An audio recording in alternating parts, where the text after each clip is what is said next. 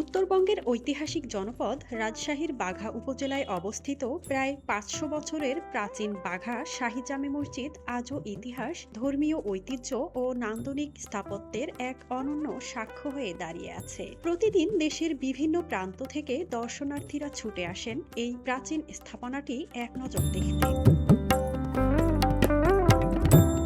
১৫২৩ থেকে ১৫২৪ খ্রিস্টাব্দে বাংলার হোসেন শাহী বংশের শাসক সুলতান নসরত শাহ মসজিদটি নির্মাণ করেন। সময়ের পরিক্রমায় সেই কেন্দ্রকে ঘিরেই গড়ে ওঠে সমৃদ্ধ জনপদ। স্থাপত্য শৈলীতে মসজিদটি অত্যন্ত সমৃদ্ধ। রয়েছে ১০টি গম্বুজ, ৪ কোণায় ৪টি মিনার এবং ভিতরে রয়েছে একাধিক মজবুত স্তম্ভ। পুরো কাঠামো জুড়ে টেরাকোটার সূক্ষ্ম কারুকাজ মধ্যযুগীয় শিল্পরীতির অনন্য উদাহরণ। ফুল, লতা ও জ্যামিতিক নকশার অপূর্ব সমন্বয় মসজিদটিকে দিয়েছে আলাদা নান্দনিকতা।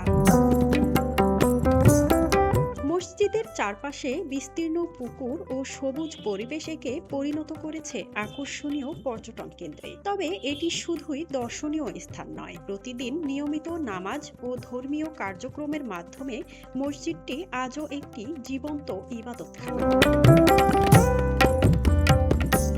ঐতিহাসিক গুরুত্বের স্বীকৃতি হিসেবে বাংলাদেশ ব্যাংক প্রচলিত ৫০ টাকার নোটেও স্থান পেয়েছে বাঘা শাহী জামে মসজিদ, যা এই স্থাপনাটির জাতীয় ঐতিহ্য হিসেবে মর্যাদাকে আরও দৃঢ়ভাবে তুলে ধরে।